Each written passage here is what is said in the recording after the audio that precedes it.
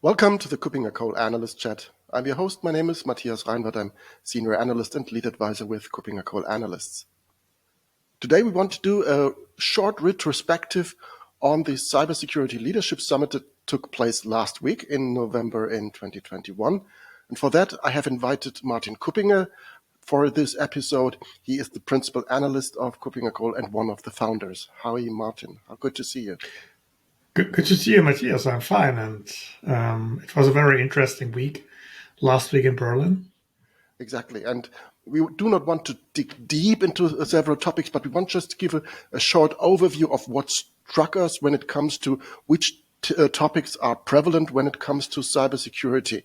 We are living in an age where attacks are growing, where ransomware is growing. But what were the key takeaways that you took when you think back on this week of Cybersecurity Leadership Summit and a really intense set of talks and panels and discussions?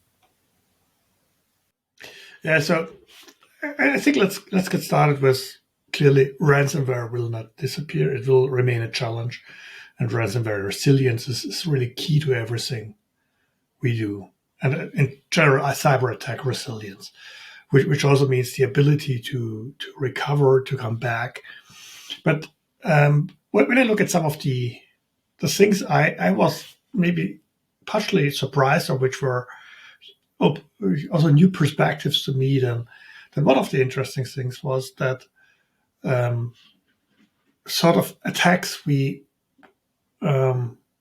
we might have believed are more of the past are coming back. So in the past 18 months, there was a strong uptake first in DDoS attacks against the VPNs of large organizations, combined with some sort of blackmailing. So we stop the DDoS attack if you open up or if you pay us money. And right now, following with DDoS attacks, for instance, on voice over IP and on sort of more business applications. So this is still something which is to be kept in mind. It's not that everything is about ransomware. The other thing, which I found a very interesting discussion we had around, it started around endpoint security, but it affects everything where you collect signals from devices for your AI, for your machine learning. And the interesting question is, can you trust these signals? So what about the authenticity and integrity of signals you're receiving? And so there's the risk that, in fact, fake signals are used to impact the learning. And this is something we must not underestimate as a risk in the overall cybersecurity space. These were some of the, but not all, but just some of the interesting themes I saw last week. If we bring these two topics together, this is really interesting because on the one hand, you talk about the authenticity, the integrity, the trustworthiness of the signals that are used then for AI. On the other hand, many vendors, many also end-user organizations are thinking that AI might be a key component in improving their cybersecurity strategy. We've seen products that promise to detect ransomware attacks within milliseconds as they are happening and to intervene there, but that relies on these signals that then can trigger AI. So this is really, these two topics really come close together, and we need to understand what that means for our cybersecurity. Yeah. But don't get me wrong. I believe that ML and AI may be more augmenting intelligence than artificial intelligence, if you're honest, play a very important role. Yes, and we need this because we need to augment people. We have this challenge of way too many signals, way too many incidents. And only if we manage to reduce that gray area of signals, of incidents, of threats. So we have the black ones, which are clear. This is an attack. If we know it, we can act. We have the white ones, which are uncritical. And the gray area in between is we only can handle it if we apply better technologies that augments people. So there's no doubt that we need this. This is 100% clear. The point is, clearly also attackers will use this. They will understand there's AI/ML in place. How can we sort of cheat this? How can we trick this? This will happen, and we need to be prepared for that. And you touched another theme. If we use technology to make decisions, for instance, about what is isolated, what is blocked, etc., we need to have a better business context. At the end, it is the business and the business policies which need to decide about what are the actions in which scenario. Right. That is an organizational shift that we have been discussing earlier as well. So to get those people on board to really understand what's going on. It's not the technicians, it's not the IT guys who know what is wanted and unwanted, what is desirable, and what is really something that is not correct in your systems. But I was surprised to have a complete track on the management of people, on bridging the skills gap and finding the right staff for your organization. That was really surprising for me. So the skills gap is growing, and it's still a problem that we need to talk about, right?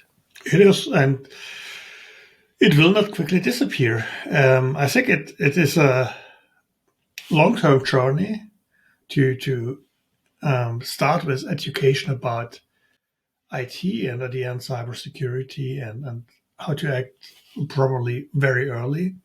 And at a way higher level to make it as a part of way more other disciplines than it is today. This is part of the story. But we clearly also have the challenge that we must act now, and skills are rare. So I believe we will, and that's something I'm preaching for quite a couple of years, we will need these technologies that augment us, that help us in focusing on the things we really need to focus on. We also will need more, from my perspective, more managed services where we can sort of build on the economies of scale by optimally using the sort of the super experts and having a sort of a pyramid of people with different skills in place as well. Right. And although it's 2021, we're talking about trends, we're talking about upcoming developments. There are still some basics that probably will never change, that are prerequisites, that are the basis for doing cybersecurity right. And as we are doing identity and access management since 2004 and much longer, actually, this is still one of the key technologies, and it's getting much more important, and not only technology, but processes. Would you agree there as well? Yes, it is. So I think there's no doubt we're still have a long way to go. The other thing I'd like to bring up beyond the themes we have discussed is what two other points which I found super important and super interesting at the CSLS conference. The one is the role of identity management for cybersecurity, or in other words, there's no cybersecurity without proper identity management, specifically without strong, adaptive, passwordless authentication. This is extremely clear. This became extremely clear. The other thing is the world is getting more complex, the world of IT. So dealing with the multi-cloud, multi-hybrid environments, dealing with the complexity of modern workloads, which are not as static anymore. We don't talk about servers anymore. We talk about dynamic workloads. This is the other side, which makes cybersecurity way more complex. These were two other really important themes I have recognized and I have listened in during the course of that conference. Right. The conference is just over. There will be the recordings available soon. I think they are already almost complete to be available. Most are. And of course, the presentations are around. So for those who are interested in getting up to speed with the recent developments and what the stable factors are when it comes to cybersecurity, I would like to highly recommend getting to the CSLS webpage at KuppingerCole and to catch up with what is there. Maybe also for those who attended to rewatch those tracks that you were not able to participate in, because 3 tracks at a time is difficult to attend for one person. So there is much more to digest here. We will, in this podcast, dig deeper into several of these topics, obviously, because these are the topics that will shape the future for the next months and years, and we will catch up on that as well. Any final thing that struck you when you drove back on the train back to Stuttgart that you think is really worthwhile thinking about, embedding in a strategy, taking care of? Beyond what we've just touched already, I think the things I found most important are within that list. What struck me most is probably that